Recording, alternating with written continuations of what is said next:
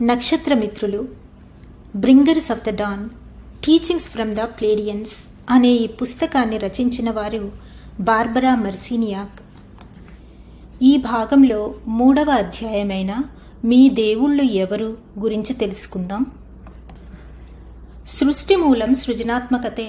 సృష్టిలో ఎంతో వైవిధ్యం ఉంది. తెలివైన వారు విశ్వాలన్నింటిలో నిండి కాలంతో పాటు ఎదిగి తమ శక్తి సామర్థ్యాలను అభివృద్ధి చేసుకుంటూ తమ ఆలోచనలను సృజనాత్మకంగా వ్యక్తపరిచారు.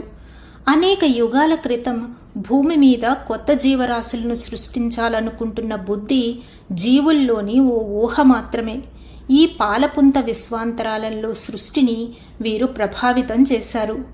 వాళ్లనే మీరు దేవుళ్ళు అనుకుంటున్నారు. వాస్తవంలో ప్రాథమిక సృష్టికర్తలకు ఎంతో దూరంలో ఉన్న కాంతి దేహ శక్తులు వీరు. ప్రాథమిక సృష్టికర్త తనను తానే ప్రేమలో క్రోడీకరించుకుని సర్వస్వంలోనూ చైతన్యాన్ని నింపాడు. సర్వస్వము ఈ సృష్టికర్త స్వయం చలనమే. ప్రాథమిక సృష్టికర్తకు మనం వారసులం.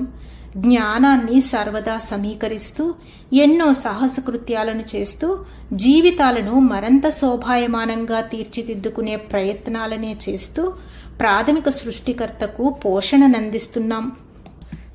ఇప్పటి వరకు ఎవరము ప్రాథమిక సృష్టికర్తను సమీపించలేకపోయాము. ఆ తీవ్రతను అందుకునే సామర్థ్యము మనకింకా రాలేదు. ఆయనను దర్శించడము, బహుశా ఆయనలో విలీనం కావడము ఇవే మన ప్రగాఢ ఆశయాలు.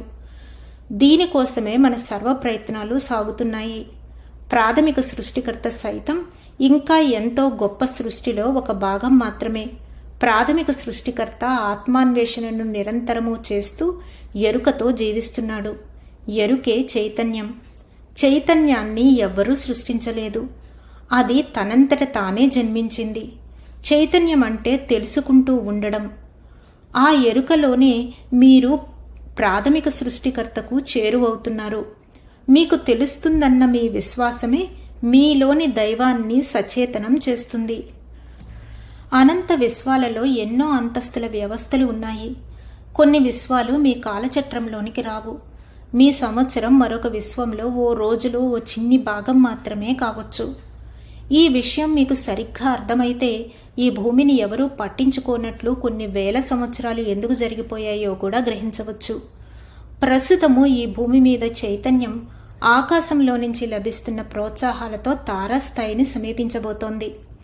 ఎంతో పరిమాణంలో కొత్త సాంకేతిక పరిజ్ఞానం భూమి మీదకి చేరుతూ మీ విశ్వాస వ్యవస్థను నింపుతోంది. మీ భూమి మీద సంస్కృతికి ఓ గొప్ప కుదుపు రాబోతోంది. ఓ నిర్దిష్టమైన లక్ష్యంతో ప్రస్తుతము మీరు భూమిపైకి వచ్చి ఉన్నారు. మానవ జన్యువును సంక్షిప్తీకరించిన మీ సృష్టికర్తలైన దేవుళ్ళు కూడా భూమి మీదకి మళ్లీ రావడం ప్రారంభించారు. కొందరు ఇప్పటికే ఇక్కడికి చేరుకొని ఉన్నారు. ఈ భూమి మీద ఎన్నో నాగరికతలు ఓ వెలుగు వెలిగి కాలగర్భంలో కలిసిపోయాయి. వాటి ఛాయలు కూడా ఇప్పుడు కనిపించడం లేదు. ప్రపంచంలోని ఏ వాయిద్యము మీరు దేవుళ్ళు అని ఊహించుకుంటున్న వారిని వర్ణించలేకపోయింది. ఈ దేవుళ్ళందరూ ఈ భూమి మీద నేర్చుకోవడానికి వచ్చిన వాళ్లే. ఎందరో దేవుళ్ళు ఇక్కడే పరిపూర్ణులయ్యారు. మరెందరో దేవుళ్ళు ఉత్పాతాలని సృష్టించే తప్పులనే చేశారు. ప్రకృతిని శాసించగల వాళ్లనే మీరు దేవుళ్ళుగా ఊహించారు. మీరు వారిని పూజించే పద్ధతుల్ని, వారికి మీరు విధేయులుగా ఎలా ఉండాలో ఆ విధానాలను వాళ్ళు మీకు నేర్పించి తమ తమ గౌరవాలను నిలబెట్టుకునే ప్రయత్నాలు చేశారు. కానీ త్వరలోనే ఈ పరిస్థితి మారబోతోంది. వాస్తవాలు త్వరలోనే అర్థం కాబోతున్నాయి. ఈ వాస్తవాలను దర్శించాలని అనుకోని వాళ్లదే మహాదౌర్భాగ్యం. సత్యం సరిగ్గా అర్థమయ్యే సమయంలో ఏర్పడే కుదుపు ప్రకంపనాలు ఈ భూమి మీద పూర్తిగా వ్యాపిస్తాయి. మనుషులుగా ఇతర పరిధుల్లో ఏకకాలంలో జీవించగలుగుతున్న ఈ దేవుళ్ళు కావాలనుకున్నప్పుడు ఈ 3 పరిధుల భూమి మీద భౌతిక శరీరాన్ని ధరించగలిగే సామర్థ్యం ఉంది. కొందరు దేవుళ్ళు భూమిని ప్రశాంత ప్రకంపనాలతో ఉంచితే మరికొంతమంది దేవుళ్ళు భయభక్తుల ప్రకంపనాలతో తమను తామే పోషించుకుంటున్నారు. కొందరు దేవుళ్లకు జీవితం మీద గౌరవం ఉంది. మరికొందరు దేవుళ్ళకి ఇక్కడి జీవితం మీద చిన్నచూపు ఉంటుంది. నచేతనత్వమే చైతన్యానికి పోషణ. ఆహారమే పోషణనిస్తుంది అనుకునే వాళ్లకు ఇది అంతగా అర్థం కాదు. కొన్ని జీవులకు చైతన్యమే పోషణ, కొందరికి చైతన్యమే పోషణనిస్తుంది. మీరు ఉద్విగ్నంగా ఉంటేనే ఆ ప్రకంపనాలు వాళ్లకు పోషణనిస్తాయి. అలాంటి ప్రకంపనాల వల్లే వాళ్ళు సృష్టించబడి ఉన్నారు కనుక. ప్రేమ ప్రకంపనాలతో జీవిస్తున్న వారు ప్రేమ ఆహారాన్ని ఈ భూమి మీద నెలకొల్పాలని ఆశిస్తున్నారు. ఈ విశ్వాన్ని ప్రేమమయం చేయాలని కోరుకుంటున్నారు. ఈ విశ్వం ప్రేమమయమైనప్పుడు అదే కొనసాగి మరెన్నో ప్రపంచాలను ప్రభావితం చేస్తుంది. ఏ మతము లేని మీరు ఓ ప్రయత్నపూర్వకంగా ఈ భూమి మీదకు వచ్చారు. మీ ఆధ్యాత్మిక శక్తితో భౌతిక శరీరాలను పునర్నిర్మించేందుకు ఈ భూమి మీద శరీరధారులయ్యారు. మానవుడు తన ఉనికిలోనే ప్రవర్తిస్తూ ఎన్నో వాస్తవాలను గ్రహించగలిగినప్పుడు బహుముఖ పరిధుల అవగాహన సామర్థ్యాన్ని సంతరించుకుంటాడు. దేవుళ్లతో సరితూగుతాడు. మీలో మీరే ఆ సమానత్వాన్ని గుర్తించే స్థితికి వస్తున్నారు. ఆ ఉనికిలోకే ప్రస్తుతము మీరు మేల్కొంటున్నారు. ఏ నిజమైన దేవుడు తన సొంత ఉనికితో ఈ భూమి మీదకు ఎప్పుడూ రాలేదు. ఆ నిజమైన దేవుడు అనబడేవాడు నిజంగా అన్నిటిలోనూ ఉన్నాడు. మీరు ఇప్పటివరకు ఊహిస్తున్నది చిల్లర దేవుళ్లనే. వాళ్లనే మీరు నిజమైన దేవుళ్లని భ్రమించి వారు కోరుకున్న విధంగానే భయభక్తులతో ప్రార్థిస్తూ ఉన్నారు. మిమ్మల్ని అయోమయంలో పడవేయటమే ఈ చిల్లర దేవుళ్ల సంకల్పం. ఆ చిల్లర దేవుళ్ల దురాక్రమణలకు ముందు మీకు ఎన్నో గొప్ప సామర్థ్యాలు ఉండేవి. తొలి మానవుడు బహుముఖ ప్రజ్ఞాశాలిగా ఉండేవాడు. దేవుళ్లలాగే నటిస్తున్నవారు భూమి మీద మానవుడి జన్యువును సంక్షిప్తం చేసి వారి సామర్థ్యాలను తగ్గించేశారు. మనుష్యులను అధోగతి పాలు చేశారు. సంపూర్ణ పరిజ్ఞానం మానవులలో ఉన్న జన్యుచ్ఛేదం తరువాత ఆ జ్ఞానం మానవుడికి అందే వీలు లేకపోయింది. జన్యువులోని 10 పోగులు సమాచార వలయంలో నుంచి తొలగించబడ్డాయి కనుక ఆ పరిజ్ఞానం చెల్లాచెదురు అయిపోయి మానవుడికి అందకుండా పోయింది. మానవుడిలో ప్రస్తుతము 2 పోగులు మాత్రమే పనిచేస్తున్నాయి. మిగతా 10 పోగుల్లో ఉన్న పరిజ్ఞానం మీకు అందడం లేదు. అందువల్లే మీరు దేవుళ్లకు లోబడ్డారు, విధేయులయ్యారు. ఇప్పుడు మీరు భూమి మీద ఉండడం ఒక గొప్ప విషయం.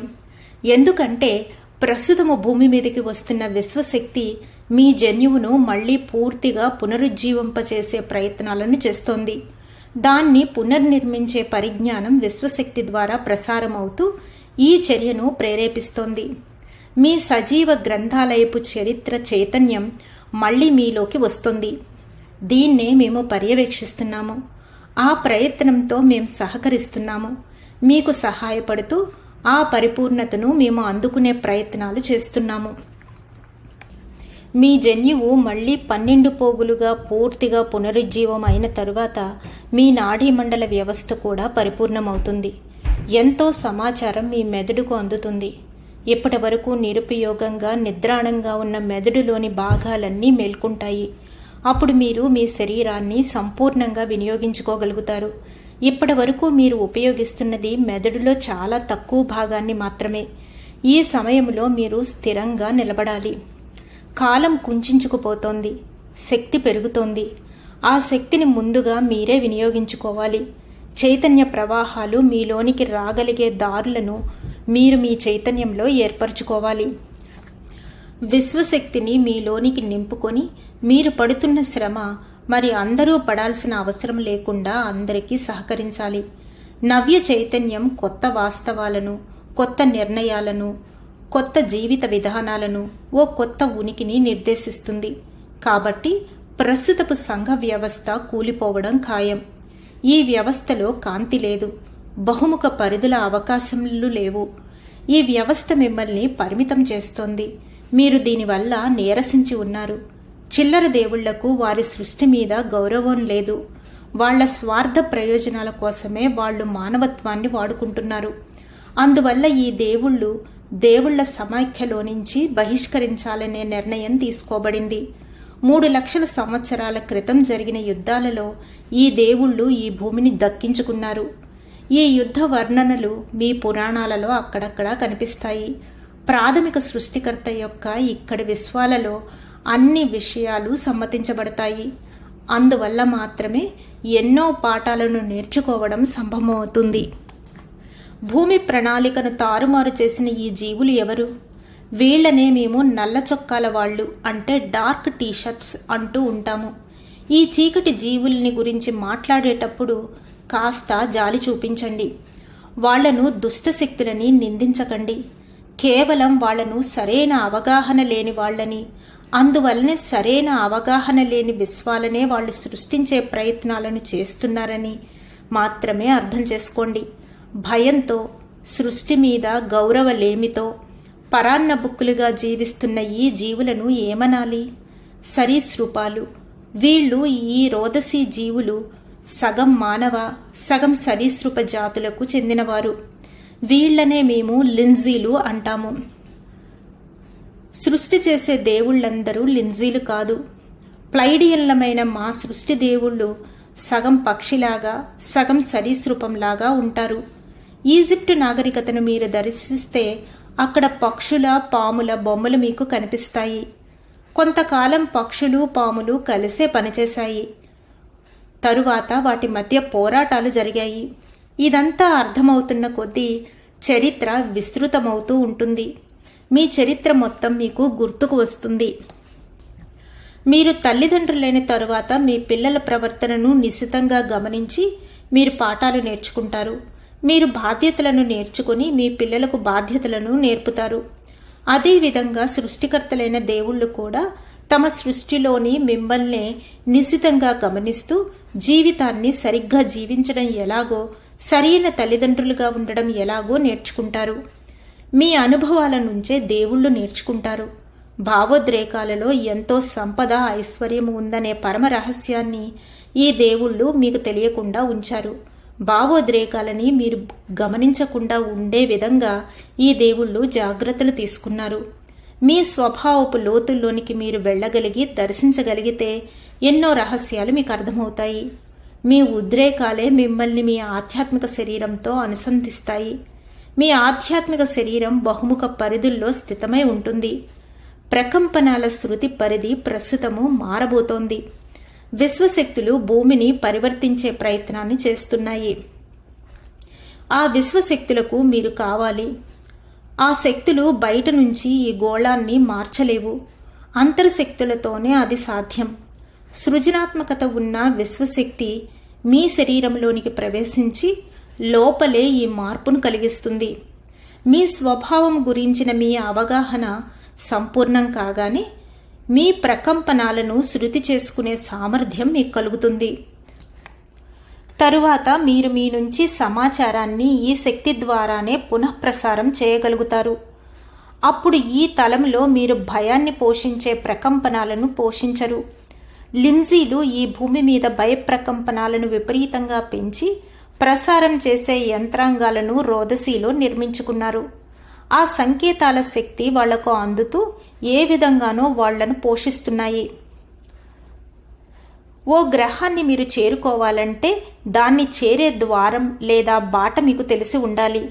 రోదసీలో మీరు పయనించి ఓ గ్రహాన్ని సమీపించవచ్చు. ఉదాహరణకు గురుగ్రహానికే మీరు వెళ్లాలని అనుకున్నారనుకుందాము. దాని సమయ వ్యవస్థలో ఉన్న ద్వారం గురించి మీకు తెలియకపోతే మీరు గ్రహం మీదకి దిగినా అక్కడ అంతా నిర్జీవంగా, నిర్మానుష్యంగా కనిపిస్తుంది.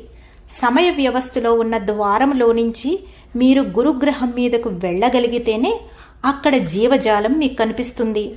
సమయ వ్యవస్థలోని ద్వారాలు సమయ బాటలను, బహుముఖ పరిధి అనుభవాలను దర్శించే ప్రదేశాలను మీకు అందిస్తాయి. ఈ భూగ్రహానికి ఎన్నో సమయ ద్వారాలు ఉన్నాయి. వాటిని ఉపయోగించుకొని ఎన్నో రకాల జీవజలాలు భూమి మీదకు వచ్చాయి. రోదసీ నుంచి ఎందరో సృష్టి చేసే దేవుళ్ళు భూమి మీదకు వచ్చారు. ఇప్పటి పోరాటాలకు కారణమైన ఓ పెద్ద సమయ ద్వారం మధ్యప్రాచ్యంలో ఉంది. దీని వ్యాసార్థం సుమారు 1000 మైళ్ళు. అందువల్లే ఇక్కడ ఎన్నో కార్యాలు జరుగుతున్నాయి. ఈ ద్వారాన్నే లింజీలు ఉపయోగిస్తున్నారు. మధ్యప్రాచ్యంలో భూమి కింద లింజీలు తమ స్థావరాలను నిర్మించుకున్నారు. యూఫ్రటీస్, టైగ్రిస్ నదుల మధ్య వికసించిన మెసపిటోమియా నాగరికత ప్రభవించిన ఈ భూమి అంతా ఓ రోదసీ జీవుల స్థావరంగా ఉండేది. ఈ ప్రాంతం మొదట్లోనే కువైట్ ఉంది. ఇతరుల ప్రయోజనాల కోసం మానవులను బానిసలుగా తయారు చేసే కార్యక్రమాలు ఇక్కడే జరిగాయి. ఇదంతా మేము మీకు ఎందుకు చెబుతున్నాం అనుకుంటున్నారా? ఇదంతా తెలుసుకోవడం వలన ఏం ప్రయోజనం కలుగుతుందని అనుకుంటున్నారా? లింజీలు మీ 3 పరిధుల లోకంలోనికి మళ్లీ చేరుకుంటున్నారు కనుక, వాళ్ల వాస్తవాన్ని ఇక్కడ సృష్టించుకుంటున్నారు కనుక. ద్వేషాన్ని వదిలిపెట్టేసి ప్రేమను మాత్రం స్వీకరించడం మాత్రమే కాదు మీరు నేర్చుకోవలసింది. వాస్తవాలన్నింటినీ మీరు నేర్చుకోవాలి. వాస్తవాల అనంత సంక్లిష్టతలను మీరు అన్ని విధాలా నేర్చుకోవాలి. ఎందుకంటే ఆ అన్ని వాస్తవాలు మీరే కనుక. లింజీలతో కూడా మీరు సహజీవనం చేయాల్సి వస్తుంది. ఈ విధంగా మాత్రమే మీరు ప్రాథమిక సృష్టికర్తను అందుకోగలరు. మీరు నిర్ణయించే పరిధిలోకి ఎన్నో విషయాలు వస్తాయి. దేన్ని చెడుగా ముద్ర వేయకండి. వాటిని చెడు అనుకుంటే కొన్ని వాస్తవాలను మీరు నేర్చుకోలేరు. ఈ భూమి ఓ సర్వసంకల్ప, సర్వస్వతంత్రత ఉన్న సీమ అని మర్చిపోకండి. దానితో పాటు చివరిదైన దివ్య ప్రణాళిక కూడా మీ ఆటలో ఉపయోగించే చివరి పేకముక్కేనన్న విషయాన్ని కూడా మర్చిపోకండి. ఆ చివరి ముక్కే ఆసుముక్క అని గ్రహించండి. ఆ దివ్య ప్రణాళిక ప్రకారమే లింజీలు మళ్లీ ఈ సమయంలో భూమి మీదకు చేరుకుంటున్నారు. వాళ్ల ప్రకంపనాలు ఇప్పుడు మార్చబడతాయి. అయినా వాళ్ళు ఇక్కడికి రాక తప్పదు. తమ ప్రకంపనాలు మారడం లింజీలకు ఇష్టం లేదు. ఇతర మానవులనేకులు మాదిరిలాగే గత 3 లక్షల సంవత్సరాలలో లింజీలు తమ సృష్టికర్తలనే మరిచిపోయారు. తమ దేవుళ్లనే మరిచిపోయారు. కాంతి కుటుంబపు సభ్యులైన మీరు మాత్రం ఆ విషయాన్ని మర్చిపోలేదు. అవగాహనే మీ కర్తవ్యంగా ఉంది. కాంతి ఇక్కడ తక్కువగా అంచనా వేయబడింది. లింజీలు మిమ్మల్ని తక్కువగా అంచనా వేస్తున్నారు. తమ శక్తిలో తామే మైమరిచిపోయిన లింజీలలో చీకటి చోటు చేసుకుంది. ఆ దేవుళ్ళు తమలో తామే పోట్లాడుకుంటున్నారు. లింజీలు పస్తులు పడి ఉండాలని అనుకోవడం లేదు. వాళ్లకు పోషణ అందడం లేదు. మళ్లీ భూమిని ఆక్రమించుకోవడానికి వాళ్ళు వస్తున్నారు. ఈ గ్రహం మీద వారి అదుపు తప్పిపోతోంది. అందువల్ల మధ్యప్రాచ్యంలో తమ సమయద్వారం గుండా మళ్లీ భూతలం క్రిందనున్న తమ శిబిరాలలో సర్దుకొని భయాన్ని, అయోమయాన్ని భూమి మీద సృష్టించే ప్రయత్నాలు లింజీలు మళ్లీ చేస్తారు. మంచి చెడులనే ద్వంద్వాల్లో మీరు ఇరుక్కోకండి. ఈ భూమి మీద ప్రధానంగా ఉన్న శక్తి మీ నమ్మకాల వ్యవస్థలో నుంచే శక్తిని గుంజేసుకుంటూ ఉంది. ఎంతో సజీవమైన శక్తి ప్రవాహాలు మీ నుంచి బాహ్యంలోనికి జరుగుతున్నాయి. మీ ఆలోచనల వల్ల ఈ ప్రపంచం ఏర్పడుతుందన్న బోధనలు జరిగాయి. మీ ఆలోచనలే నిజాలు. అవన్నీ ఎక్కడికో వెళుతున్నాయి. ఈ భూమి మీద 5.5 బిలియన్ల మంది మనుషులు ప్రస్తుతం ఆలోచిస్తున్నారు. అంత శక్తి సజీవంగా భూమి మీద ఉంది. ఆ ఆలోచనల్లో ప్రధానంగా ఉన్న స్వభావం ఏమిటి? ఆ స్వభావాన్ని ఒప్పించో బెదిరించో ఎవరైనా సాధిస్తున్నదేమిటి? మేము వచ్చింది ఎవరిది తప్పో ఎవరిది ఒప్పో వ్యవస్థలో ఎవరెవరు ఏ స్థితిలో ఉన్నారో వర్ణించి చెప్పడానికి కాదు. మీ భ్రమలను తొలగించేందుకే మా ప్రయత్నాలన్నీ. మిమ్మల్ని మేము తప్పు పట్టడం లేదు. మరింత మహోన్నతంగా ఆలోచించమని మాత్రమే చెబుతున్నాము. హేతువాదాన్ని పక్కకి నెట్టి విశ్వశృతిలో మీరు నిలబడండి. మీ ఉనికి అన్నది మీ భౌతిక, మానసిక, స్వాభావిక, ఆధ్యాత్మిక శరీరాలు ప్రసరిస్తున్న విద్యుదయస్కాంత స్పందనల సమీకరణమేనన్న సంగతిని మరిచిపోకండి. ఏ శక్తి మీ నుంచి లాగివేయబడుతుందో మీరు అర్థం చేసుకుని దాన్ని అదుపులో ఉంచుకుని మీ స్వేచ్ఛానుసారం అభ్యసిస్తే ఈ భూమి ప్రకంపనాలను మీరు మార్చగలుగుతారు. వ్యవస్థలను పరివర్తించడంలో మీరు సిద్ధహస్తులు. ఇప్పటి వరకు మీ సామర్థ్యాన్ని మేము శంకించలేదు.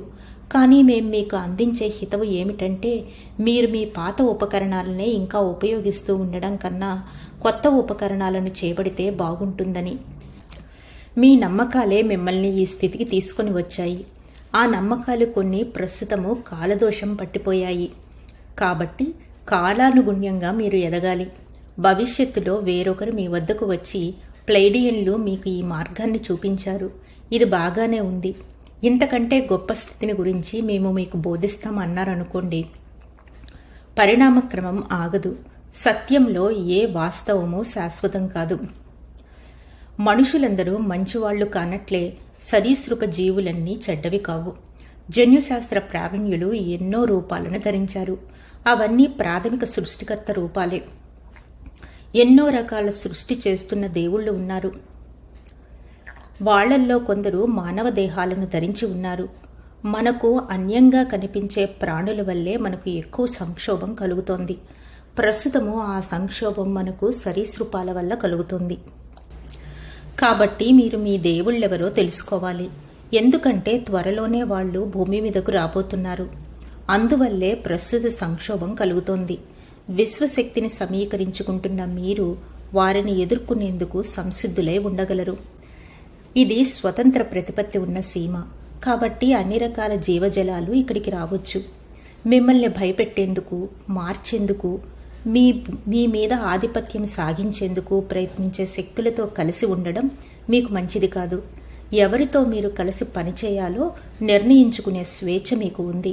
అద్భుతాలను ప్రదర్శిస్తున్న వారు ఆధ్యాత్మికంగా గొప్పవారు అని ఖచ్చితంగా చెప్పలేము. మీరే వివేకంతో నిర్ణయించుకోవడం నేర్చుకోండి. శక్తి సజీవం అవుతున్న శుభతరుణంలో మీరు జీవిస్తున్నారు. దేవుళ్ళు ఇక్కడ ఉన్నారు.